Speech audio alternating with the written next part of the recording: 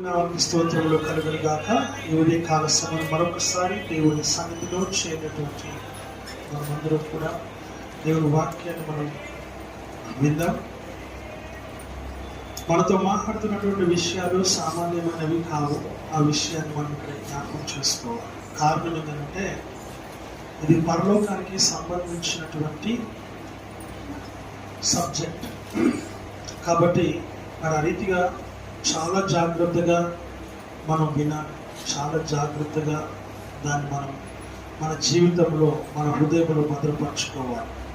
కారణం ఏంటంటే ఆ పరలోక రాజ్యానికి సంబంధించినటువంటి విషయాలు మరలా మనకు బోధించబడకపోవచ్చు. సమయం ఉండగానే సద్వినియోగం చేసుకోమని దేవుని వాక్యం చెప్తా ఉంది. కాబట్టి పరలోకం గురించి తెలుసుకోవడం అనేది మనకు అదొక గొప్ప ఆధిక్యత, యోగ్యత, అర్హత, భాగ్యం దేవుడు మనకు అనుగ్రహించాడు. కాబట్టి ఆ రీతిగా కొన్ని 10 మంది కన్యకలను గురించి దేవుడు మాట్లాడుతూ పరలోక రాజ్యానికి సాదృశ్యంగా దేవుడు చూపిస్తూ ఆయన మనతో మాట్లాడుతున్నటువంటి విషయాలను మనం చూస్తూ ఉంటూ ఉన్నాము. కాబట్టి ఆ విషయాన్ని మనం జ్ఞాపకం చేసుకుందాం. చూడండి ఒకసారి మత్తయి సువార్త 25వ అధ్యాయం మొదటి వచనం మనం చూసుకోండి. పరలోక రాజ్యము తమ దివిటీలు పట్టుకొని పెండ్లి కుమారుని ఎదుర్కొనుటకు బయలుదేరిన 10 మంది కన్యకలను పోలి ఉన్నది. ప్రార్థన చేసుకుందాం. మా వీటిగా ప్రేమించిన మా పరమ తండ్రి, మీ నామానికి వందనాలు, స్తోత్రాలు, స్తుతులు, కృతజ్ఞతాస్తుతులు చెల్లిస్తూ ఉంటున్నాం. ప్రభు మరొకసారి మీ సన్నిధిలో చేరిన మమ్మల్ని జ్ఞాపకం చేసుకొని ఈ వాక్యం ద్వారా మాతో సూటిగా స్పష్టంగా మాతో మీరు మీ అధికారాన్ని స్వరపరిచితో మాట్లాడి మమ్మల్ని తృప్తిపరచుకుని వినగలిగే చెవులు, గ్రహించగలిగే హృదయమును, మనస్సు మాకు అనుగ్రహించుకుని వేడుకుంటున్నాం. అయ్యా, ఈ పరలోకమును లేక పరిశుద్ధాత్మను గురించి వివరించడం కానీ వర్ణించడం కానీ మాట్లాడటానికి మాకు ఈ మానవ జ్ఞానం లేక లోక జ్ఞానం లేక మనుషుని యొక్క విశ్వాస యొక్క జ్ఞానం, సేవకుని యొక్క జ్ఞానము సరిపోదు. కనుక మీ యొక్క పరలోక జ్ఞానము, నీ పరిశుద్ధాత్మ యొక్క నడిపింపు ప్రభా నాకు అనుగ్రహించమని పెట్టుకుంటున్నాను. నేను నన్నుగా మీరు మరుగుపరిచి నాలో నుంచి మీరు సూటిగా స్పష్టంగా మాతో మీరు మీ అధికారం కలిగిన స్వరపు చెత్త మాట్లాడమని వేడుకుంటున్నాను. వినగలిగే చెవులు, గ్రహించగలిగే హృదయం, మనసు మాకు అనుగ్రహించాలి. మీ పరిశుధాత్మ సంచారం మాకు అనుగ్రహించాలి.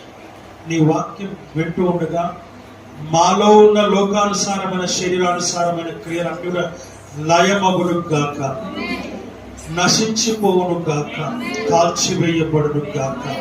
అయ్యా, నీకు వందనాలు చెల్లిస్తున్నాను. హృదయపూర్వకంగా మనపూర్వకంగా నీ వాక్యాలు వినటానికి, ఆస్వాదించడానికి మా హృదయాన్ని తెరువమని వేడుకుంటున్నాను. అటు రీతిగా తండ్రి ప్రభువా, మీ కార్యాలు జరిగించి మహిమ పొందమని యేసు క్రీస్తు నామములో అడిగి వేడుకొనుచున్నాము తండ్రి. ఆమేన్. హల్లెలూయా. దేవుని వాక్యము సెలవిస్తున్నటువంటి మాటలు మనం ఇక్కడ చూస్తూ ఉన్నాం. పరలోకము అనే ఒక చక్కటి అంశముతో దేవుడు మనతో మాట్లాడుతూ ఉంటాడు. కాబట్టి ఆ రీతిగా సంఘాలలో మాత్రమే ఈ యొక్క అంశాలు చెప్పబడతాయి. వేరే ఎక్కడ కూడా మనకి ఇట్లాంటి అంశాలు వివరించబడవు, వర్ణించబడవు, లేక బోధించబడవు అన్న సంగతిని మనము జ్ఞాపకం చేసుకోవాలి. కాబట్టి ఇక్కడ వాక్యము సెలవిస్తున్నటువంటి మాటలు మనం ఇక్కడ చూడబోతూ ఉంటున్నాం. ప్రకటన గ్రంథం మనము వెళ్దాం. 20వ అధ్యాయంలో మనం చూసినప్పుడు ప్రేమ దేవుడా, ప్రకటన గ్రంథంలో ఉన్నటువంటి సంగతులను దేవుడు కొన్ని కోట్ చేసి దేవుడు మనతో మాట్లాడుతూ ఉన్నాడు.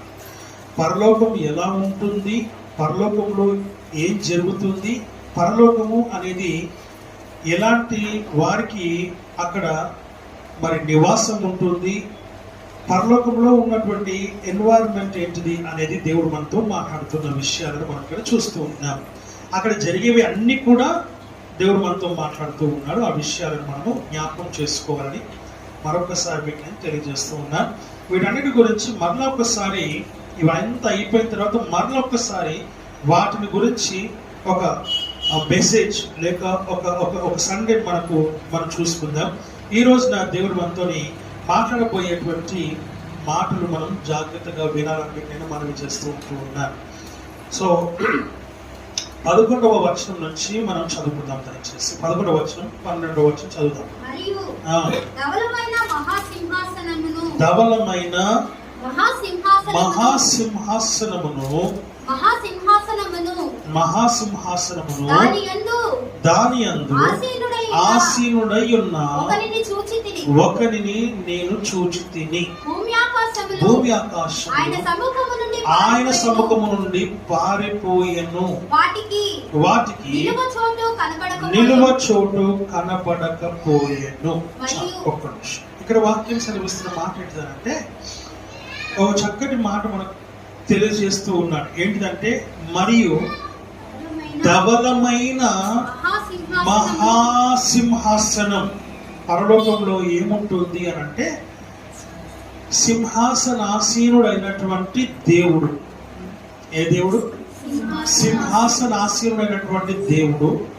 అంటే ఏ సింహాసనం? అది కూడా మహాసింహాసనమైనటువంటి అనే మాటను అది ఎలాంటిదంటే ధవలమైనటువంటిది అని మనం చూస్తూ ఉన్నాం. దగ్గ మెరియు ధవలమైన సింహాసనం భక్తుడు పాట రాస్తున్నాడు. ఆమేన్, హల్లెలూయా. అవునా కదా? సో అలాంటి సింహాసనం దగ్గ మెరిగేటువంటి ధవలమైనటువంటి, ఇప్పుడు పాలరాతి మనకి ఎంత చక్కగా మనకు చూడటానికి అందంగా, చూడటానికి ఎంతో మన మనసు ఆకట్టుకుంటుందో అలాంటిది లోకంలోనే కనబడితే పరలోకంలో ఇంకా ఎలా ఉంటుందో, దేవుని సింహాసనం ఎలా ఉంటుందో ఒక్కసారి మనం ఆలోచన చేయాలని కూడా మీకు నేను మనవి చేస్తూ ఉంటూ ఉన్నాను. హల్లెలూయా.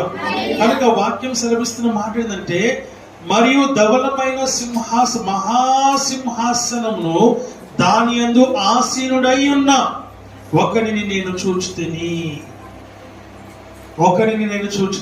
ఎవరు చెప్తున్నారు ఈ మాట?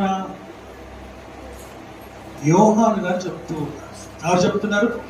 ఈ యోహానును పద్మసు ద్వీపము అనే ఒక ఏకాంత ప్రాంతంలోనికి ఆయన కొనుక్కోబడినట్టుగా చూస్తూ ఉన్నారు. అక్కడ ఆయనకు ఈ దృశ్యాలన్నీ కూడా చూపించినటువంటి వాటన్నిటిని వ్రాయించినట్టుగా దేవుని వాక్యం ద్వారా మనం చూస్తున్నాం. ఎలాగైతే మోషేను సీనాయి పర్వతం పైకి ఎక్కించి అక్కడ 40 దినాలు 40 రాత్రులు ఆయనతో గడిపి ఆ 10 ఆజ్ఞలను దేవుడు ఎలాగైతే ఇచ్చారో అలాగనే ఇక్కడ పద్మసు ద్వీపమునకు ఆయన ఆత్మను కొనిపోబడి అక్కడ యోహాను ద్వారా యోహానుకు చూపించి యోహానుకు తెలియచేసి వాటిని వ్రాయించినట్టుగా మనం చూస్తూ ఉన్నాం. అందుకే ప్రకటన గ్రంథము చూడటానికి చాలా డిఫరెంట్ గా ఉంటుంది ఈ బైబిల్ గ్రంథం అంతట్లో కూడా. ఎందుకు అంటే పరలోకంలో ఆ తర్వాత ఆ జరగబోయే సంఘటన అన్నింటి గురించి వ్రాయించినాడు కాబట్టి దేవుని వాక్యం సెలవిస్తున్న మాట మనం చూస్తున్నాం. ఎలా ఉంటుంది అనేది నీవు నీ దివ్యమైన నేత్రములు దేవుడు నీకు అనుగ్రహించును గాక, మీరు చూచుదురు గాక. ఎందుకనంటే అయ్యా నీ ధర్మశాస్త్రం నందు ఏవైతే ఉన్నాయో వాటిని నేను దృశ్య రూపముగా చూచినట్లు నా కన్నులు తెరువమని భక్తుడు అడుగుతూ ఉన్నాడు. అలా చూసేటువంటి కృప దేవుడు నీకును నాకును మనందరికీ అనుగ్రహించును గాక. అది చూసినప్పుడు ప్రేమ దేవుడు లోకానుసారమైనటువంటి శరీరానుసారమైనటువంటి జీవితాన్ని మనకు ఎలా ఉంటుందంటే తుచ్చమైనదిగా ఉంటుంది, పెంటతో సమానముగా ఉంటుంది. అసలు ఇక్కడ ఉండనే ఉండొద్దు అనిపిస్తుంది. ఆమేన్, హల్లెలూయా, హల్లెలూయా. అప్పుడు నీకు మరణం అంటే భయం ఉండదు. ఏం భయం ఉండదు? ఏ భయం ఉండదు? మరణం అంటే భయం ఉండదు. మరణం అంటే దిగులు ఉండదు. మరణం అంటే ప్రేమ దేవుని బిడ్డలారా నీకు ఎంత మాత్రము ఆందోళన ఉండదు. ఎప్పుడెప్పుడు నేను ఆయన చేరుకుందామా అని నువ్వు ఎదురు చూసేటువంటి ఆ హృదయాన్ని మనసులో దేవుడు నీకు అనుగ్రహిస్తాడు. అంతటి గొప్ప అనుభూతిని, అంతటి గొప్ప జీవితాన్ని మనము అనుభవించబోతూ ఉన్నాం. హల్లెలూయా. నేనైతే మిమ్మల్ని అందరినీ కలుపుతూ ఉన్నా, మనము అనుభవించబోతున్నామని. హల్లెలూయా. నేను మిమ్మల్ని వేరు చేయట్లా, కానీ ఎంతమంది వెళ్తారో నాకు కూడా తెలియదు. హల్లెలూయా, హల్లెలూయా. దేవుని వాక్యం సెలవిస్తున్న మాట మనందరం కూడా, నాతో సహా మనం ఇప్పుడు మనందరం కూడా ఎంతమంది వెళ్తామో మనకు తెలియదు, కానీ నేనైతే కలుపుకుంటున్నాను అందరం వెళ్ళాలనే ఉద్దేశం నాలో అయితే కనబడుతుంది. ఆమేన్, హల్లెలూయా. నేను చెప్తూ ఉన్నాను, అందరం వెళ్ళాలి అని చెప్తూ ఉన్నాను. నేను అందరం వెళ్తేనే బాగుంటుందని నేను చెప్తూ ఉన్నాను. ఇక్కడ సంఘముగా ఎలాగైతే కూడుకున్నామో అక్కడ కూడా అందరం కలిసి ఉండాలని నేను కోరుకుంటూ ఉన్నాను. హల్లెలూయా. దేవుని వాక్యం సెలవిస్తున్న మాట అందరినూ అంతటను ఆ మారు మనసు పొందవాలని ఆయన తన యొక్క రాకడను ఆలస్యము చేయించు ఉన్నాడు. అంతే డిఫరెన్స్ ఇక్కడ. సో ఆ విషయం ఆయన్ని అలా కోరుకుంటూ మరి నేను కూడా అంతకంటే ఎక్కువగా కోరుకోవాలి. ఏమని కోరుకోవాలంటే అందరూ కూడా అక్కడ ఉండాలనేది కోరుకోవాలి. ఆమేన్, హల్లెలూయా.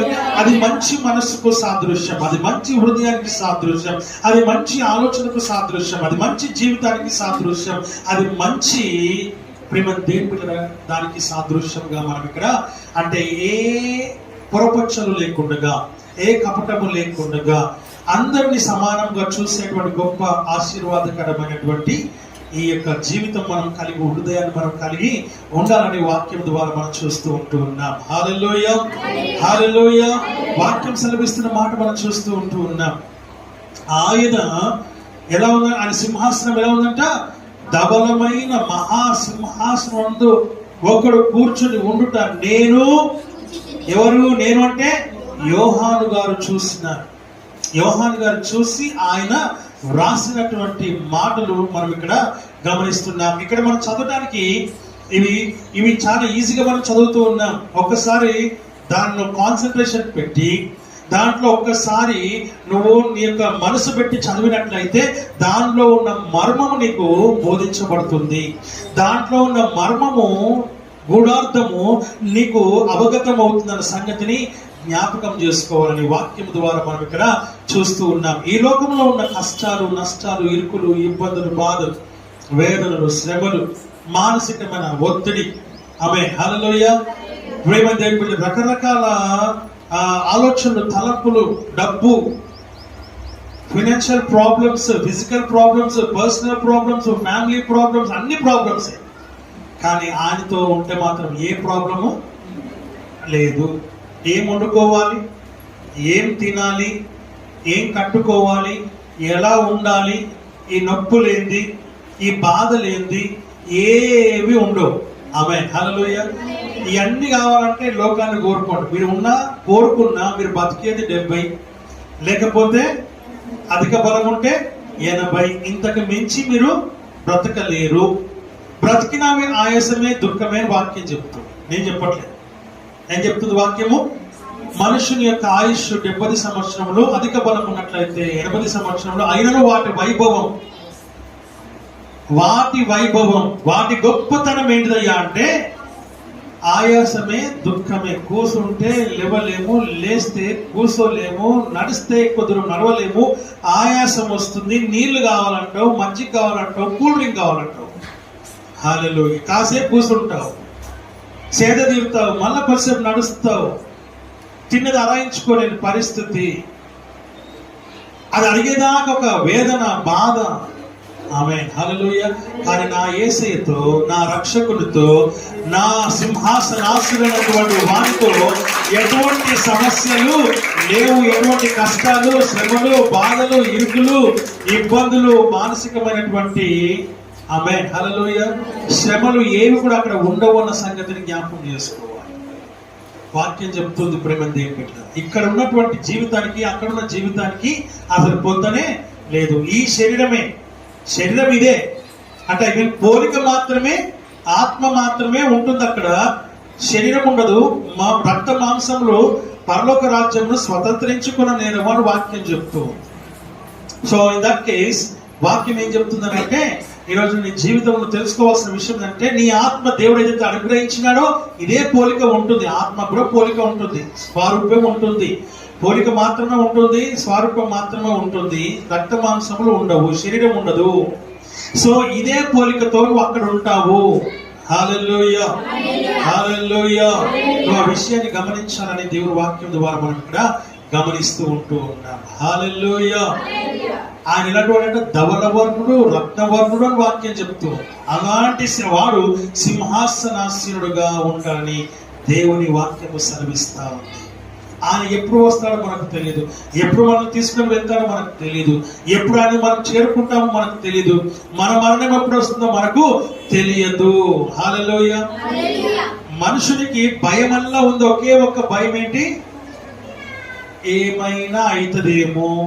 ఆ ఏమో దగ్గర ఇంకోటి పక్కన బ్రాకెట్ లో మరణము, అయితేనేమో సస్తనేమో అనే భయమే ఉంటుంది తప్ప, ఎందుకు భయం ఉంటుంది అని అంటే చస్తే నువ్వు ఎక్కడికి వెళ్తావో అదే భయం, అంతకు మించి వేరేది ఏమి లేదు అక్కడ. నాకు తెలుసు, ఇంకా వేరే వాళ్ళు ఇంకెందుకు భయపడతారో నాకు తెలియదు, కానీ నాకు తెలిసినంత వరకు చనిపోతే నేను దేవుని దగ్గర ఉంటున్నా లేదా అనే భయం ఉంటుంది. నరకానికి నేను పాత్ర అవుతానేమో అనే భయం ఉంటుందేమో అని నేను అనుకుంటున్నాను నాకు తెలిసినంత వరకు. కానీ చనిపోయే వానికి ఏం భయం ఉంటుందో నాకైతే తెలియదు, మన మనసులో ఏం పరిగెత్తుందో తెలియదు. నాకు తెలిసి అయ్యో నేను చనిపోద్దు, నన్ను చంపవద్దు, నేను చనిపోవద్దు, నన్ను బతికించండి అనేటువంటి వాళ్ళని చాలా మంది మనం చూసినాం. ఎంత ఖర్చైనా పర్లేదు బతికించుకోవాలనేటువంటి ప్రయత్నం చేస్తారు. అంత ఒక ఆయన నాకు తెలిసినటువంటి ఒక బ్రదర్ గారు, ఆయనకి చాలా అనారోగ్యం కలిగిన తర్వాత ఆయన కష్టాలు పడి ఆయనని హాస్పిటల్కి వెళ్ళి బయటకు తీసుకొని వచ్చారు. ఎంత ఖర్చు అయిందనంటే 28 లక్షలు ఖర్చు. ఎంత ఖర్చు అయింది? 28 లక్షలు ఖర్చు అయింది. ఆ 28 లక్షలు ఆయన 2 నెలలు ఉన్నాడు హాస్పిటల్లో. కిడ్నీ ట్రాన్స్ప్లాంటేషన్ జరిగింది, డయాలసిస్ అవన్నీ చేస్తారు, తర్వాత లంగ్స్ ఖరాబ్ అయ్యాయి, తర్వాత లివర్ కూడా ఖరాబ్ అయ్యింది, సంథింగ్ ఏదో అన్ని కాంప్లికేషన్స్. అయితే ఆయనకి 28 లక్షలు ఖర్చు చేసి ఇంటికి తీసుకొచ్చారు. డబ్బు ఉంది కాబట్టి ఖర్చు పెట్టినారా? కాదు, ఎంతో కొంత ఉంది, కానీ 28 లక్షలు చాలా ఎక్కువ. సో 28 లక్షలు ఖర్చు పెట్టిన తర్వాత ఇంటికి తీసుకొచ్చారు. ఇంటికి తీసుకొని వచ్చినటువంటి 3వ రోజుకి ఆయన చనిపోయారు.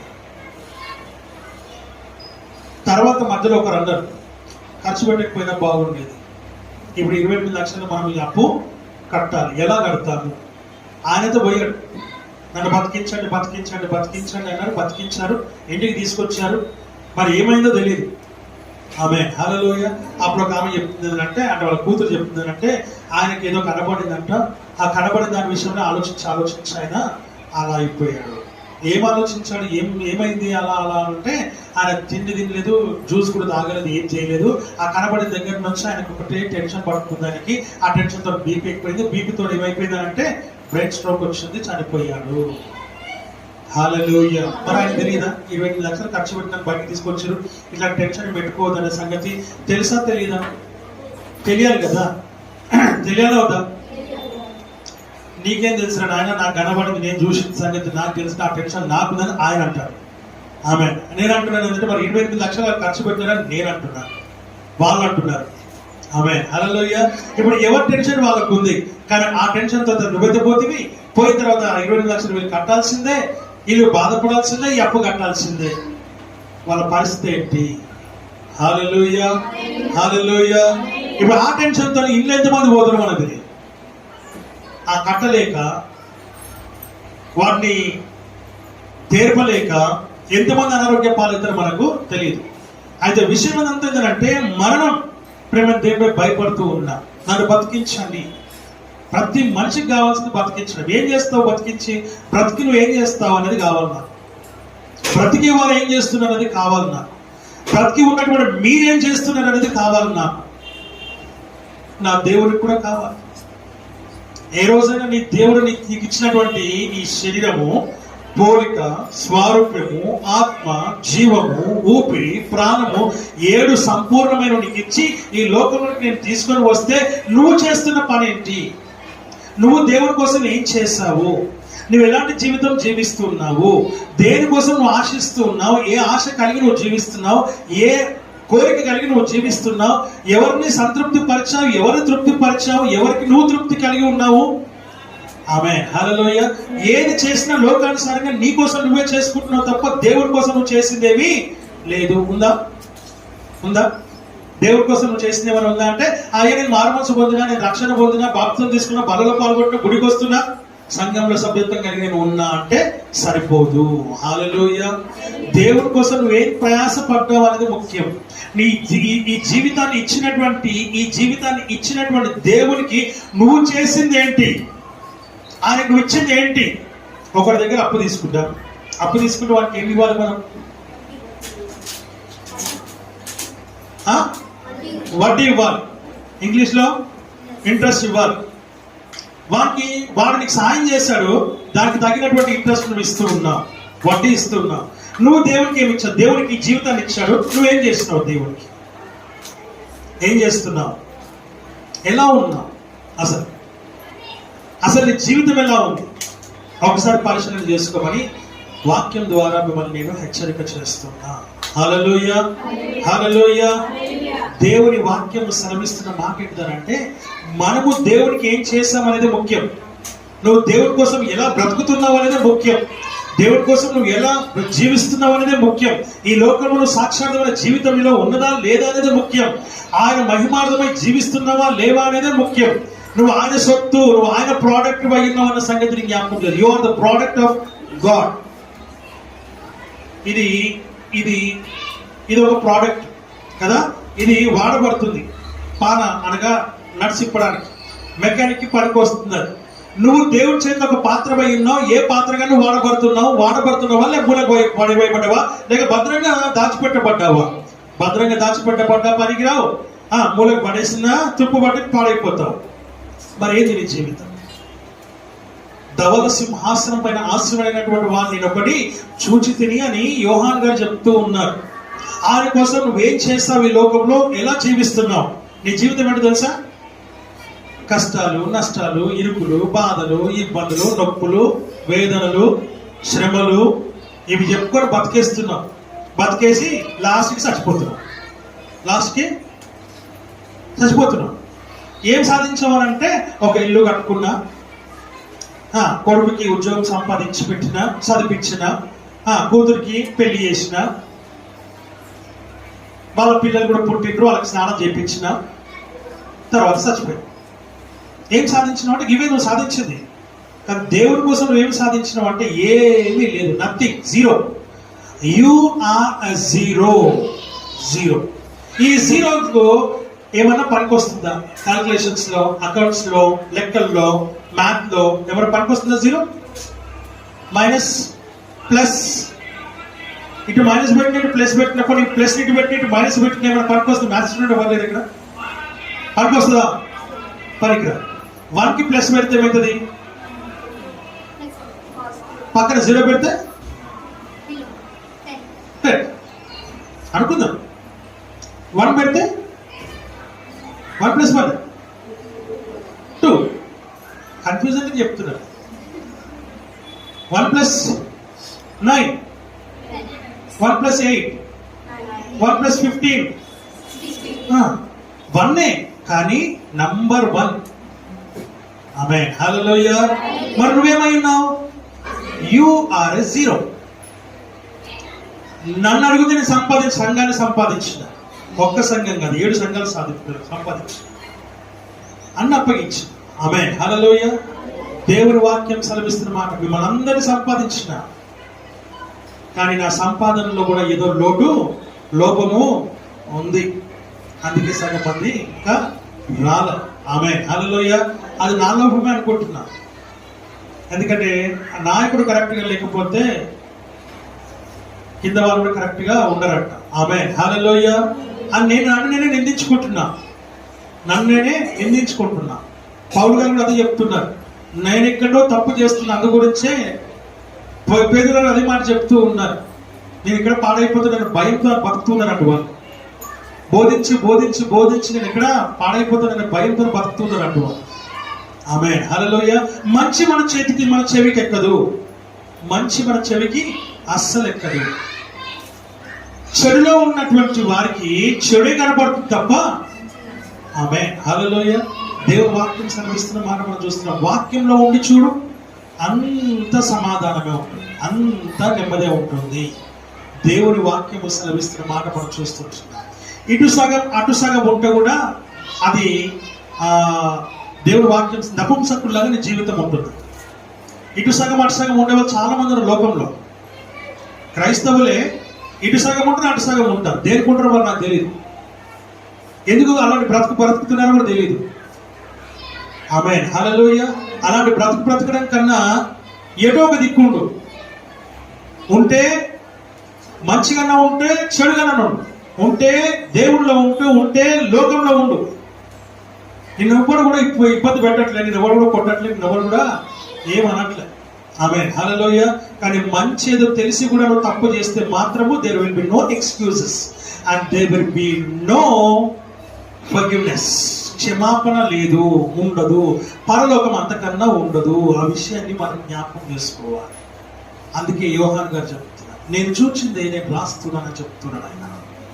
హల్లెలూయా. సగం సగం కాదు నువ్వు ఉండాల్సింది, ఇటు సగం అటు సగం కాదు ఉండాల్సింది. అలాంటి జీవితం జీవించడం కన్నా తిరిగటి రాయి కట్టుకొని సముద్రంలో పడి చచ్చిపో. ఆమేన్, హల్లెలూయా. నేనే చెప్తున్న మాట, నువ్వు ఇట్లా ఇటు సగం అటు సగం ఉండకు. ఉంటే ఆ జీవితం కాదు, కానీ కాదు, మర్యాదతో కూడుకున్న జీవితం కాదు, అది గౌరవంతో కూడుకున్న జీవితం ఎంత మాత్రము కాదు అన్న సంగతిని నువ్వు జ్ఞాపకం చేసుకోవాలని వాక్యం ద్వారా మనం ఇక్కడ గమనిస్తూ ఉంటున్నాం. ఉంటే క్రీస్తులో ఉండు, ఉంటే దేవుళ్ళో ఉండు, ఉంటే యేసుతో ఉండు, లేకపోతే అటే వెళ్ళిపో, ఉండు అక్కడనే ఉండు. ఆమేన్, హల్లెలూయా.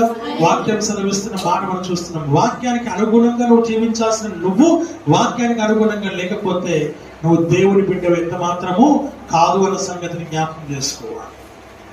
హల్లెలూయా. నాకు కనబడకుండా కొన్ని విషయాలు జరుగుతూ ఉండొచ్చు, జరిగి ఉన్నాయి. ఆమేన్, హల్లెలూయా. వాక్యం సెలవిస్తున్న మాట నేను కూడా విన్నా, నేను కూడా చూసా. ఆమేన్, హల్లెలూయా. అయితే మీరు అడగవచ్చు, ఎక్కడ చూసారా అంటే నేను దర్శనంలో చూసా. దేవుడు వాక్యం సెలవిస్తున్న మాట మనం చూస్తూ ఉంటున్నాను. ఖచ్చితంగా చూస్తాను. ఎప్పుడు చూస్తానంటే నాకు అవసరం అయితే చూస్తాను. నాకు అవసరం అయితే కరెక్టే కాదని నేను చూస్తాను. పనికిరాని వాటి అన్నిటి గురించి నేను చూడను. ఆమేన్, హల్లెలూయా. వాక్యం ఆ రీతిగా సెలవిస్తా ఉంది. ప్రేమ దేవుని బిడ్డలారా, చూడండి కిందికి మాట ఏమన్నాడు ఇక్కడ ఆయన, మరియు భూమి ఆకాశములు ఆయన సముఖం నుండి పారిపోయేను. ఏవి పారిపోయినాయంట? ఏం పారిపోయినాయంట అండి? ఎవరివి? భూమి ఆకాశం ఎవరివి? ఎవరివి? ఆయనవి. మరి మనం ఎవరము? నిజమేనా? మనం పారిపోవట్లేదు, చూసారా? మనకు ఆ భయమే లేదు. ఆ వాటికన్నా భయం ఉంది. సృష్టికి భయం ఉంది, కానీ మనిషికి భయం లేకుండా జీవిస్తూ ఉంటారు. అదే నేను చెప్పదలుచుకున్నాను. దేవుడు మొత్తం మాట్లాడుతున్న విషయం ఏంటంటే ఆయన సృష్టి భయపడుతుంది దేవుడికి, కానీ ఆయన స్వారూప్యంలో, ఆయన పోలికలో, ఆయన జీవము, ఆయన ఊపిరి, ఆయన ప్రాణం, ఆయన ఆత్మ కలిగిన మనుషులు మాత్రము ఎంత మాత్రం భయం లేకుండా జీవిస్తూ ఉన్నారు. హల్లెలూయా, హల్లెలూయా. ఏం జరుగుతుందిలే, ఏమైతుందిలే, ఏం కాదు. ఇప్పుడేం కాదు, ఇప్పుడు ఏమీ కాదు. అయ్యే టైంకి అవుతుంది. అప్పటిదాకా నీకు ఒక అవకాశం, ఇప్పుడు నీకు అవకాశం. తెలిసి ఎవడైనా బురదలో కాలేస్తాడా? తెలిసి ఎవడైనా చీకట్లకు వెళ్తాడా? ఆమేన్, హల్లెలూయా. వాక్యం సెలవిస్తున్న మాట మనం చూస్తూ ఉంటున్నాం. తెలిసి ప్రేమ దేవుడు పెట్టారు. దేవుణ్ణి సన్నిధిని పోగొట్టుకుంటామా? ఆమేన్, హల్లెలూయా. ఇక్కడ వాక్యం సెలవిస్తుంది వాటికి భయం ఉందంట. ఇంకా వీటికి భయం ఉందో తెలుసా? యెషయా గ్రంథం 1వ అధ్యాయం. త్వరగా చదవాలి దయచేసి. ఆకాశమా ఆలకించుము, అది భూమి చెవియొగ్గుము. నేను పిల్లలను పెంచి గొప్పవారినిగా చేసి తిని వారు నా మీద తిరగబడి ఉన్నారు. ఎద్దు తన కామాందును ఎరుగును, గాడిద సొంత వాని దొడ్డి తెలుసుకొనును. ఇశ్రాయేలీయులకు ఎవరికి? ఇశ్రాయేలీయులకు తెలివి లేదు. నా జనులు యోచింపరు. దోషభరితమైన ప్రజలారా, దుష్ట సంతానమా, చెరుపు చేయి పిల్లలారా, మీకు శ్రమ. ఆమేన్, హల్లెలూయా. ఎవరి గురించి చెప్తున్న ఈ మాట? ఇశ్రాయేలీయుల గురించి చెప్తూ ఉన్నారు. ఎవరు చెప్తున్నారు? ఆనాటి కాలంలో యెషయా ప్రవక్త ఇశ్రాయేలీయుల గురించి ప్రవచిస్తున్న ప్రవచనం, ఫస్ట్ ప్రవచనం ఇది. ఎద్దు తన కామాందును ఎరుగును, గాడిద తన సొంత వాణి దొడ్డి ఎరుగును. అనగా ఆయన లేకపోయినా, యజమాని లేకపోయినా కరెక్ట్ గా ఇంటికి వెళ్తుందంట. మేకలు, గొర్రెలు కూడా అట్లే పోతాయి, బర్రెలు కూడా పోతాయి. ఆమె హల్లెలూయా. వాడికి యజమానులు లేడు ఆ టైంకి, కానీ అవి కరెక్ట్గా ఇంటికి పోతాయి. నువ్వే ఇంటికి పోతున్నావు? నువ్వు పరలోకానికి పోతున్నావా, నరకానికి పోతున్నావా? నీ దొడ్డిందో నీకు తెలీదా? ఎప్పుడు ఏం నిర్ణయం తీసుకోవాలో నీకు తెలీదా? నీకు దేవుడు జ్ఞానం ఇచ్చినాడు కదా, నీకు తెలివిని ఇచ్చినాడు కదా, ఆలోచించే శక్తిని, బలాన్ని దేవునికి ఇచ్చినాడు కదా.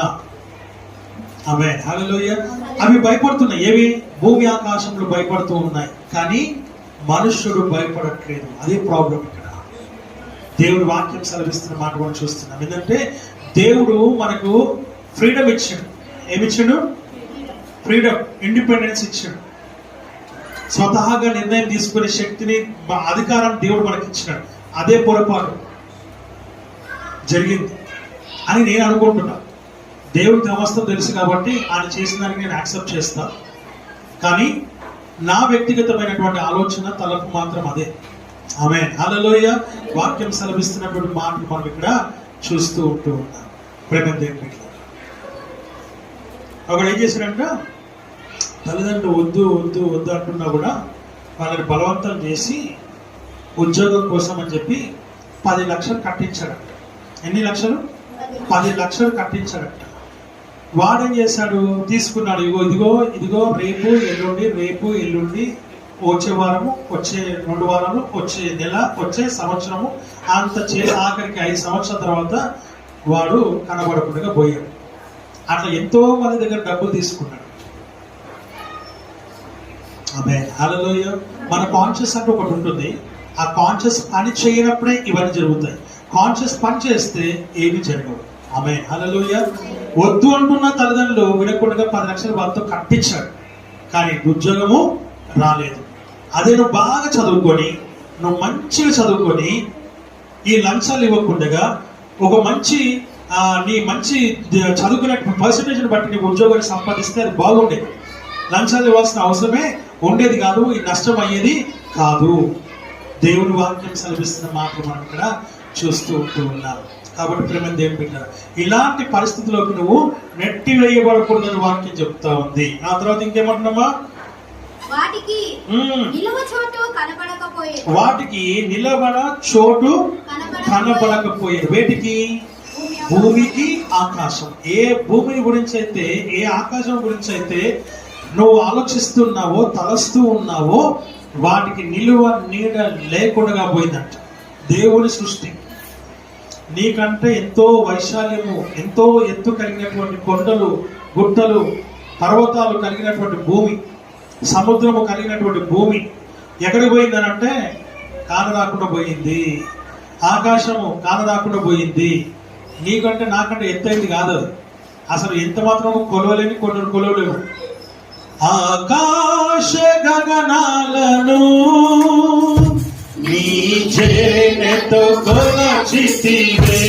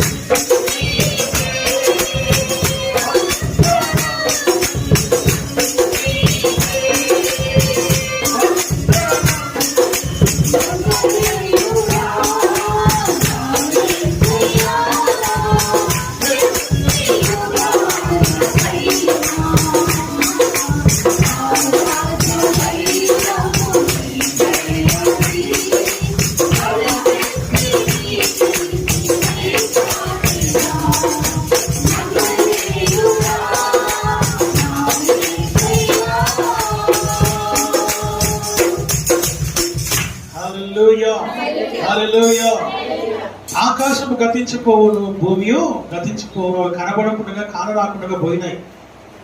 ఉన్నాయా? కనబడకుండా పోయి. ఆమేన్, హల్లెలూయా. మరి నువ్వెంత నేనెంత? ఆకాశం భూమికి అంత వైశాల్యము కలిగినటువంటి సమస్త భూమి, ఎన్నో దేశాలు కలిగినటువంటి భూమి, 7 ఆకాశాలు ఒక ఆకాశం మాయమైపోతుంది, కనబడకుండా పోతుంది. ఏదో వస్తువా దాచిపెట్టడానికి కాదు, అయినా అవి కనబడకుండా పోతూ ఉన్నాయి. కారణం ఏంటో తెలుసా? ఆయన ఆజ్ఞ.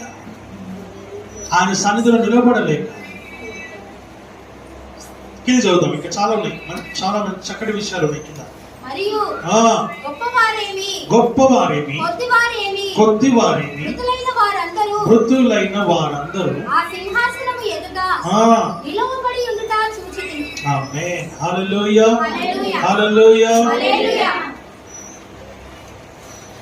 గొప్పవారేమి కొద్దివారేమి. ఇక్కడ బీద, గొప్ప, ధనవంతుడు, పేదోడు అంటూ ఏమీ లేదు. కొద్దివారేమి గొప్పవారేమి మృతులైన వారందరూ ఆ సింహాసనం ఎదుట నిలబడి ఉండుట నేను చూచితిని. అక్కడ ఏముండదు. ధనవంతులు ఒక దిక్కు, పేదలు ఒక దిక్కు, మిడిల్ క్లాస్ ఇంకో దిక్కు, లేకపోతే స్టెప్ బై స్టెప్, అట్లా ఏముండదు. అందరూ ఒకటే. ఆడ నిలబడాల్సి. ఎక్కడ? ఆయన ఎదుట నువ్వు నిలబడాలి. ఆయన ఎదుట నిలబడాలి.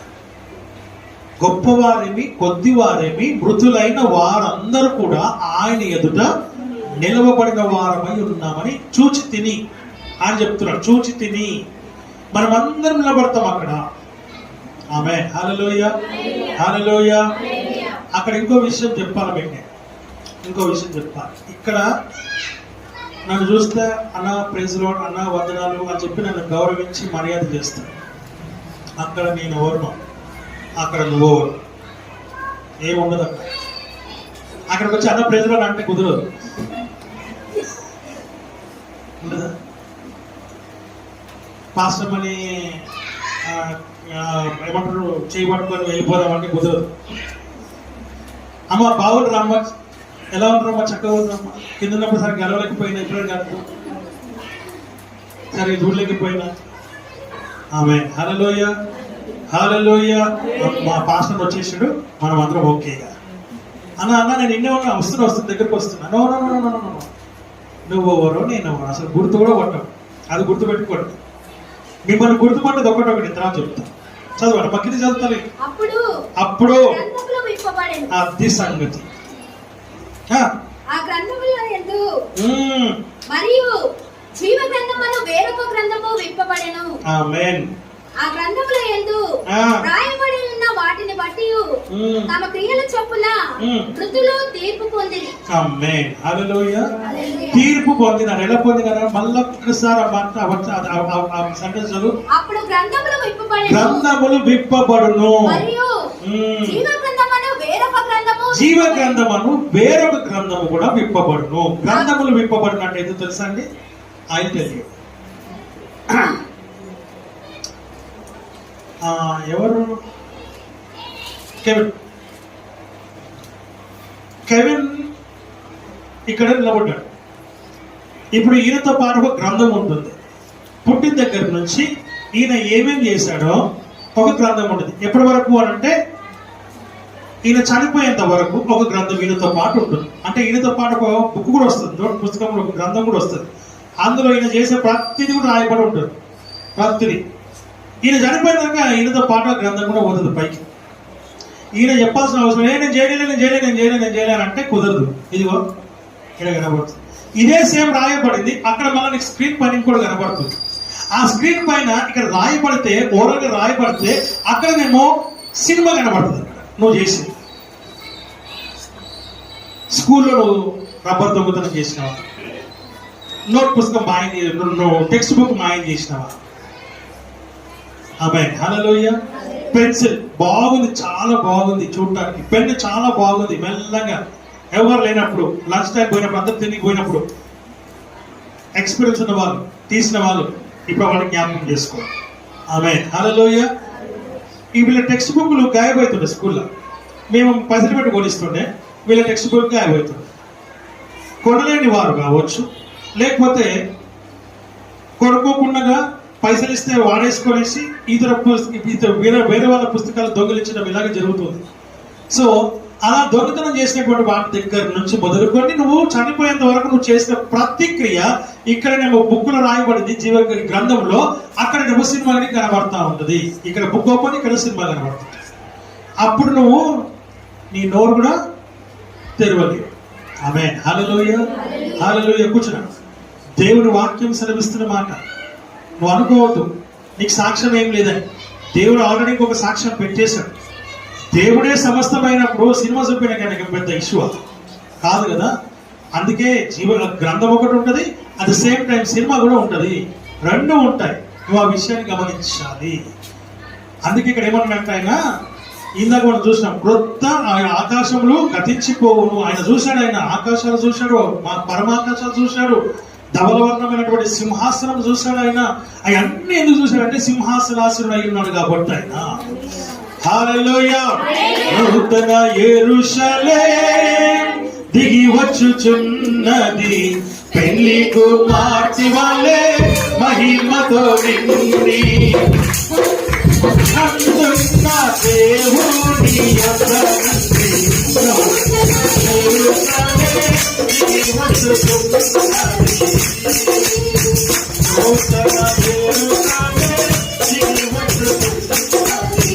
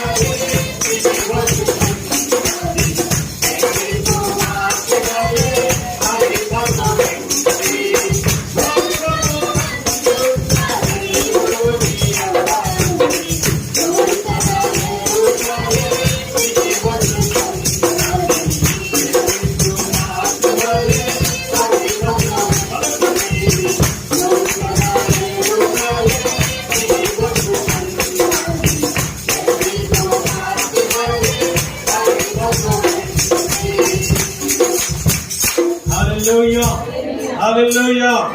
ఎందుకంటే పరిశుద్ధమైన సౌందర్యమును పృథ్వీకి ఆనందముగాను భూరాజులందరూ మహిమా గల నగరము. ఆమేన్. హల్లెలూయా. అందుకని వాక్యం ఏం చెప్తుందంటే అలాంటి మనం అప్పుడప్పుడు చూడండి పిక్నిక్ లకు పోతాం, వండర్స్ చూడడానికి అక్కడక్కడ పోతూ ఉంటాం కదా. భూలోకంలోనే అంటే భూమిపైనే ఇన్ని అందాలు ఉంటాయి, పరలోకంలో ఎలా ఉంటుందో ఆలోచన చేయాలి ఒకసారి. ఆమేన్. హల్లెలూయా. ఇక్కడ నువ్వు ఖర్చు పెట్టుకొని పోవాలా, అక్కడ నువ్వే ఖర్చు పెట్టుకోవాల్సిన అవసరం లేదు. ఇక్కడున్న జీవితం జీవితం కాదు, అక్కడ జీవితం జీవితం. అదొకటే గుర్తుపెట్టుకోవాలి. ఈ శరీరం ఎప్పుడు కూడా ఒక తీరుగా ఉండదు.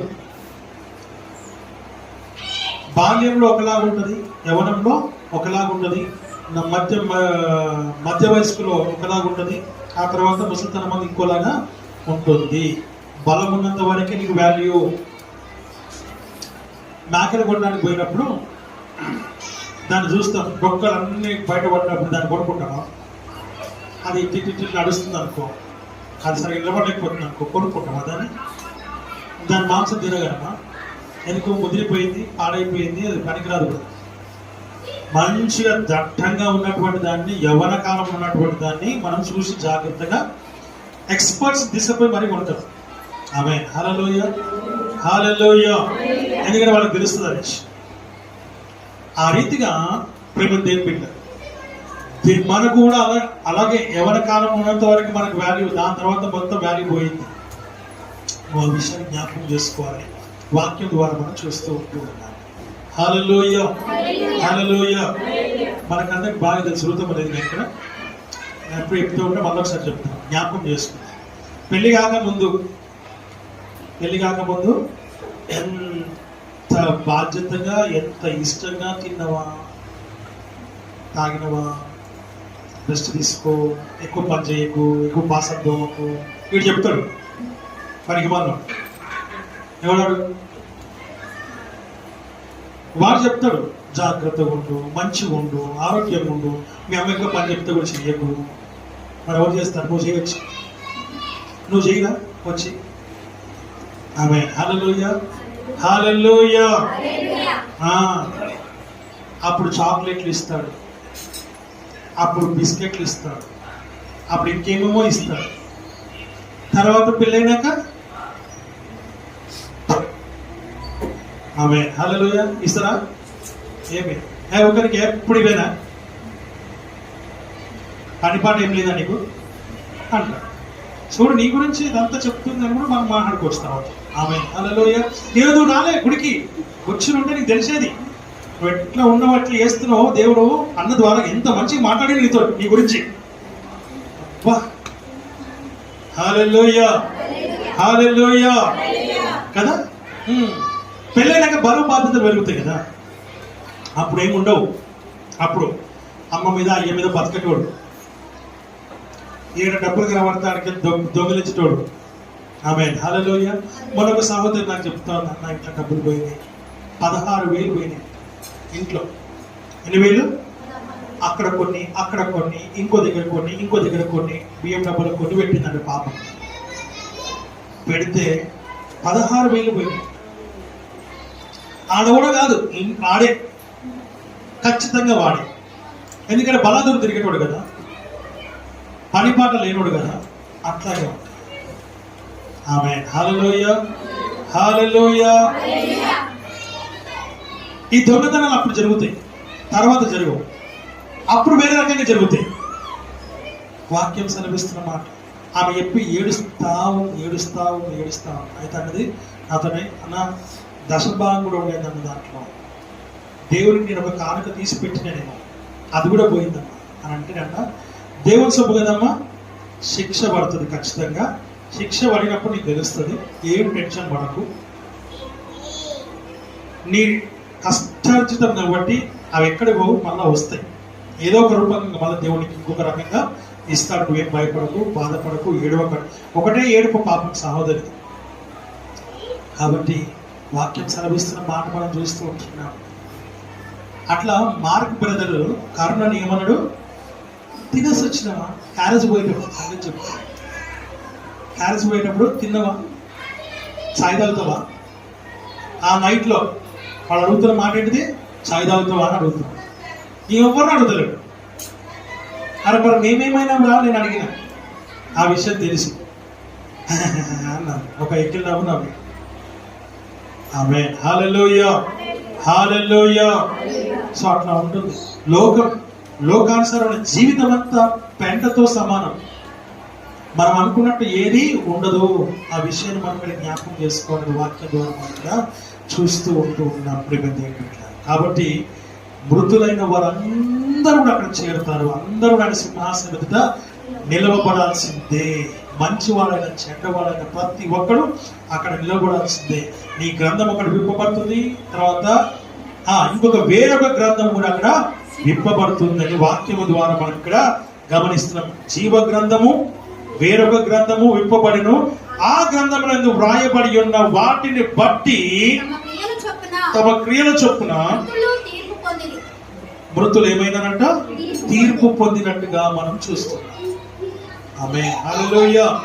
తీర్పు పొందినట్టుగా మనం ఇక్కడ గమనిస్తున్నాం. తీర్పు కంపల్సరీ ఉంటుంది. ఆ తర్వాతనే నరకానికి పరలోకానికి అనేటువంటి విషయాన్ని మనం ఇక్కడ గమనించాలని కూడా మీకు నేను మనవి చేస్తూ ఉన్నాను. తర్వాత ఏమంటాడు 13వ వచనంలో, ఇప్పుడు చూడండి, మనం ఎట్లా చనిపోతామో మనకు తెలియదు. ఇక్కడ ఉన్న వాళ్ళు మీకు ఎవరికైనా తెలుసా? నువ్వు ఎలా చనిపోతావో తెలిస్తే చెప్పండి ఒకసారి. మనం ఎలా చనిపోతామో తెలుసా? మనకి ఎవరికి తెలియదు. ఇక్కడ చూడు, ఇక్కడ ఏం చెప్పబడుతుంది మనం చూద్దాం. చదువు. సముద్రము తనలో ఉన్నటువంటి మృతులను అప్పగించెను. సముద్రంలో పడి చనిపోయిన, అంటే ఓడ మునిగి చనిపోయినటువంటి వాళ్ళు, పెద్ద పెద్ద పడవల్లో మునిగి చనిపోయినటువంటి వాళ్ళు, ఆ తర్వాత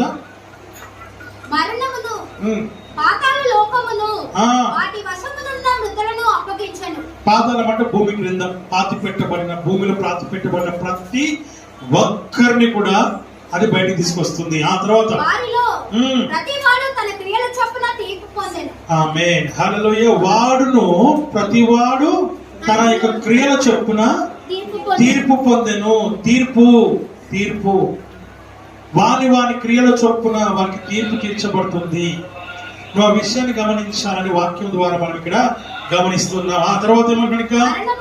మరణమును మృతుల లోకమును అగ్నిగుండములో పడవేయబడును. ఈ అగ్నిగుండం ఏంటంట? రెండవ మరణము. తీర్పు తీర్చబడిన తర్వాత అందరూ తీసుకెళ్ళి ఎక్కడంట? అగ్నిగుండంలో పడవేయబడతారు. ఆ అగ్నిగుండం అనేది రెండవ మరణం. ఇక దానికి మరలా జీవం అంటూ ఉండదు. బ్రతికి ఉండగానే ఆత్మల్నే కాల్చబడుతూ ఉంటాయి. అందుకే కాలుతుండం కానీ కాలిపోము. ఎందుకు? ఇక్కడైతే ఈ శరీరం కాలిపోతుంది, బూడిదవుతుంది, మసి అవుతుంది. కానీ ఆత్మకు కాలిపోదు. కాలుతూనే ఉంటావు, అరుస్తూనే ఉంటావు, పెడబొబ్బులు పెడుతూనే ఉంటావు, కానీ నువ్వు దాని నుంచి తప్పించుకోలేవు. చిన్నగా మనకు బంట తగిలితేనే, పెంక కాలితేనే, డేక్ష కాలితేనే, ఇంకేదైనా కాలితేనే మనకు ఎంత బొబ్బలు వస్తాయి. దాన్ని తట్టుకోలేదు. అది పుండు అవుతుంది, బొబ్బ అవుతుంది, నీరు కాడుతుంది, తర్వాత పుండు అవుతుంది, తర్వాత దానికి ఆయింట్మెంట్లు, దానికి ఇంజక్షన్లు, ట్రీట్మెంట్ తీసుకున్నాక అప్పుడు ఎప్పుడో అయిన తర్వాత దానికి ఒక మచ్చ మళ్ళా మీదకి. మరి విషయం ఏంటంటే ఇక్కడ అట్లాంటిది ఏమి ఉండదు. శరీరం ఉండదు, ఆత్మ ఉంటుంది. ఆత్మ కాలుతూనే కాలిపోదు. నువ్వు అరుస్తూనే ఉంటావు, పెడబొబ్బలు పెడుతూనే ఉంటావు. నువ్వు తప్పించుకునే ప్రసక్తే లేదు అక్కడ.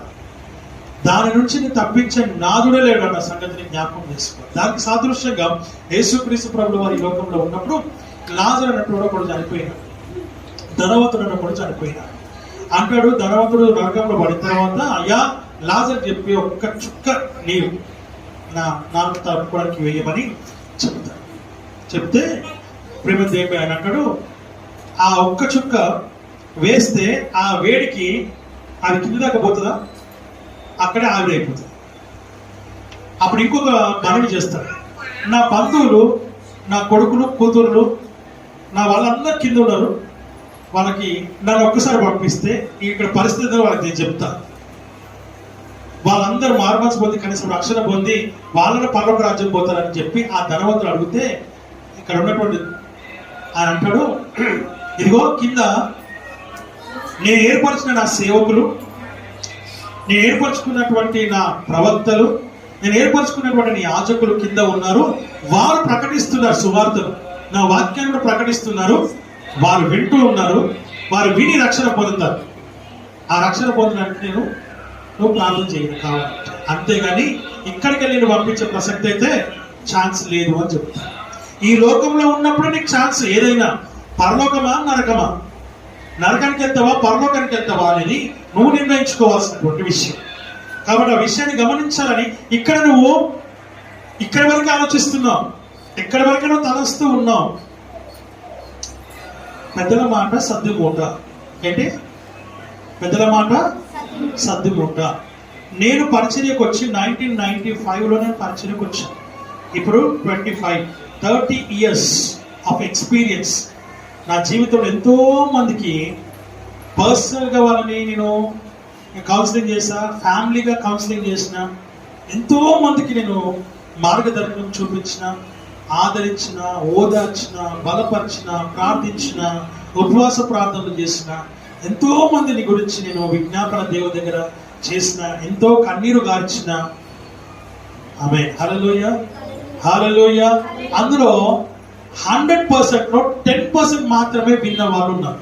మిగతా 90% నమ్మిన వాళ్ళు లేరు. ఆ 90% అంతా కూడా మళ్ళా పాడైపోయినటువంటి వాళ్ళే ఉన్నారు. ఆ 10% మాత్రమే అలా ఉన్నారు అంతే. ఆమె హల్లెలూయా హల్లెలూయా. దేవుని వాక్యం సెలవిస్తుంది, మనల్ని మేలు కొలుపుతూ ఉన్నటువంటి వాక్యం. అది వింటూ కూడా మనం తప్పులు చేస్తూ ఉన్నాం. అది వింటూ కూడా మనం ఏం చేస్తున్నాం అంటే పాపము చేస్తూ ఉన్నాం. అది వింటూ కూడా మనం ఏం చేస్తున్నాం, చెడు మార్గంలో వెళ్తూ ఉన్నాం. తెలిసి కూడా తెలిసి మనం ఏం చేస్తున్నాం, చేయకూడనివే చేస్తున్నాం. తద్వారా అప్పటి వరకే నీకు సంతోషం, ఆ మూమెంట్ వరకే నీకు సంతోషం. ఆ నెక్స్ట్ మూమెంట్ నుంచి స్టార్ట్ అవుతుంది. ఆమేన్ హల్లెలూయా. సొదొమ గొమొర్రా పైన అగ్ని గంధకములు ఎలాగైతే పడుతున్నాయో అలాగే నీ జీవితంలో నిప్పుల కుప్పగా మారిపోతున్నావు. నీ జీవితాన్ని, నీ కుటుంబాన్ని, నీ గృహాన్ని నువ్వు పాడు చేసుకుంటూ ఉన్నావు. దేవుని వాక్యం సెలవిస్తున్నటువంటి మాటలు మనం ఇక్కడ చూస్తున్నాం. నువ్వు దేవుని సన్నిధిలో, దేవుని సహవాసం, దేవుని సంఘం, దేవుని యొక్క సముఖములో దేవునితో కలిసి నువ్వు ప్రయాణం చేస్తే నీ జీవితంలో ఇక్కడ వరకు చూసుకో. ఇక్కడ ఉండేటువంటి శ్రమలే, ఇక్కడ ఉండేటువంటి బాధలే, కానీ ఆయనతో ఉండేటువంటి జీవితం అలాంటిది కాదన్న సంగతి మాత్రము ఖచ్చితంగా 100% నేను చెప్పగలను. నార్మల్గానే మనం సమాధానం పరిస్తేనే ఎంతో సమాధానం కలుగుతుంది మనకి. ఒక కష్టం నుంచి మనం బయటికి తీసుకొస్తేనే ఎంతో సంతోషం కలుగుతుంది మనకి. అలా మన జీవితాన్ని మొత్తానికి సంతోషపరిస్తే అప్పుడు ఎలా ఉంటుంది ఆలోచన చేయాల్సిందిగా మనవి చేస్తూ ఉంటూ ఉన్నారు. హల్లెలూయా. ఎక్కడెక్కడితో మరణించినారో సముద్రంలో నుండి, పాతాళ లోకములో నుండి ప్రేమ అన్నింటినీ అప్పగించినప్పుడు వాళ్ళ ప్రతివాదన క్రియల చొప్పున తీర్పు పొందుతాడు కనుక మరణమును, మృతుల లోకమును అగ్నిగుండములో పడవేయబడును. ఈ అగ్నిగుండము రెండవ మరణము అని దేవుని వాక్యము ద్వారా మనం ఇక్కడ చూస్తున్నాం. ఎవరి పేరైనను జీవగ్రంథము వ్రాయబడినట్టు కనబడిన ఎడల వాడు అగ్నిగుండములో ఏం చేయబడతాడు, పడవేయబడతాడు. ఎవరి పేరైతే జీవగ్రంథములో ఉండదో, హల్లెలూయా హల్లెలూయా. శారను పొలములో పూసిన పుష్పమా, అగాధలో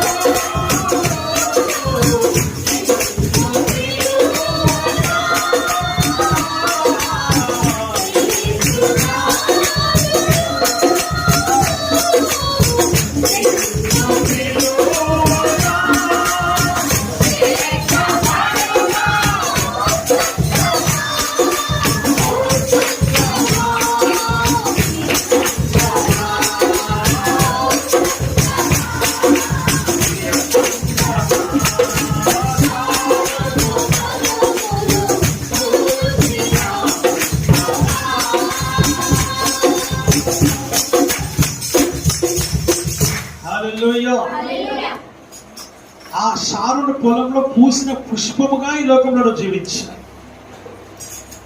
ఆమేన్, హల్లెలూయా. ఆ పుష్పముగా ఈ లోకంలో సువాసన వెదజల్లాలి, పరిమళ వాసనగా ఈ లోకంలో ఉండాలి. అందరికీ నీకు నీవుగా కూడా పరిమళ వాసనగా ఉండాలి. పరిమళ వాసన వెదజల్లేదిగా నువ్వు ఉండాలి. నీ జీవితం ఎవరి కోసం అవసరం, నీ కోసం నువ్వే జీవించు. పరిమళ వాసనగా ఆ విషయాన్ని నువ్వు గమనించాలని దేవుని వాక్యం ద్వారా చూస్తుంది. మన జీవితం దావీదు గారు అంటారు, త్రాసు పైన ఉన్న దుమ్ము వంటిది, గాలికి ఎగిరిపో పొట్టు వంటిది అంటాడు, నీటి మీద బుడగ వంటిది అంటాడు. పొద్దున పూసి సాయంత్రం వాడిపో పువ్వు వంటిది అంటాడు. దేవుని వాక్యం సెలవిస్తుంది మన జీవితం అంతే. ఆ దేవుని దృష్టిలో మన జీవితం అంతే. 1 సంవత్సరము 1000 సంవత్సరాలతో కూడు వాక్యం చెప్తాం. హల్లెలూయా. ఆ విషయాన్ని గమనించాలని వాక్యం ద్వారా చూస్తాం. ఈ జీవితం మనం ఉన్నంత కాలం భయపడాలి. అయ్యో నేను ఎక్కడ పడిపోతున్నాను, అయ్యో నేను ఎక్కడ నశించిపోతాను, అయ్యో నేను ఎక్కడ చెడిపోతానేమో, నా దేవుడికి నేను దూరం అయిపోతానేమో, నా పరలోక రాజ్యానికి నేను దూరం అయిపోతానేమో. ఈ లోకం శాశ్వతం కాదు ప్రభువా, ఈ లోకం గతించిపోతుంది, నువ్వు అన్నిటి మాయమైపోతాయా. నేను విన్నాను, వాక్యం విన్నాను ప్రభువా, నువ్వు రాసినావు, నా కోసమే రాసినావు, అందులో నేను ఉండకూడదు ప్రభువా, నేను నీతో ఉండాలి అనేటువంటి ఆత్మీయ జీవితాన్ని కలిగి ఉండాలని వాక్యం ద్వారా మనం ఇక్కడ గమనిస్తూ ఉంటూ ఉన్నాము. కొంతసేపు కనబడి అంతలోనే మాయమయ్యే ఆవిరి వంటిది ఈ జీవితం.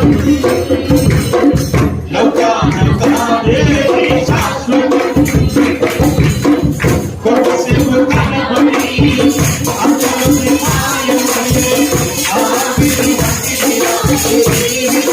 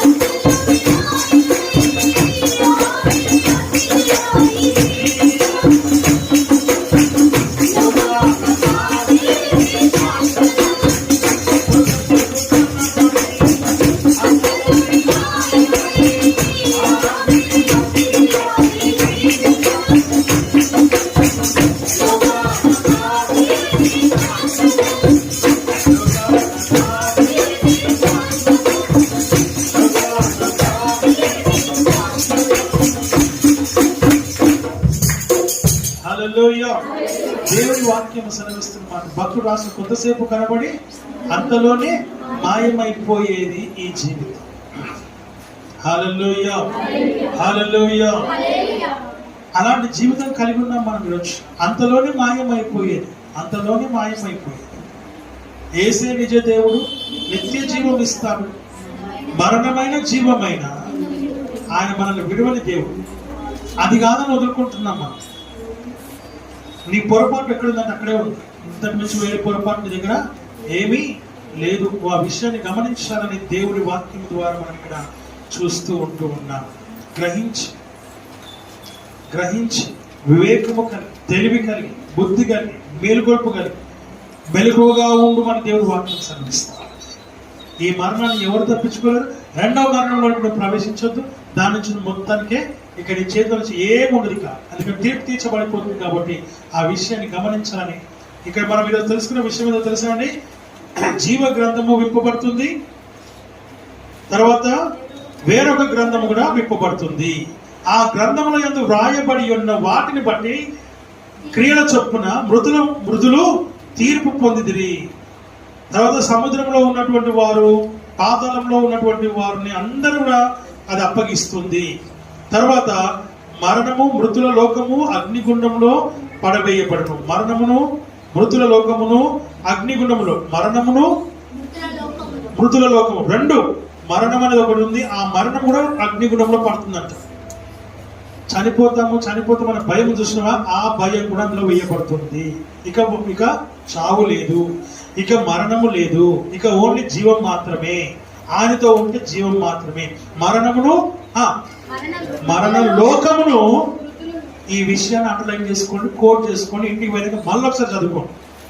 ఈ 11 to 15 వర్సెస్ ని మళ్ళీ ఒకసారి స్కాన్ చేసుకోండి ఇంటికి వెళ్ళినాక.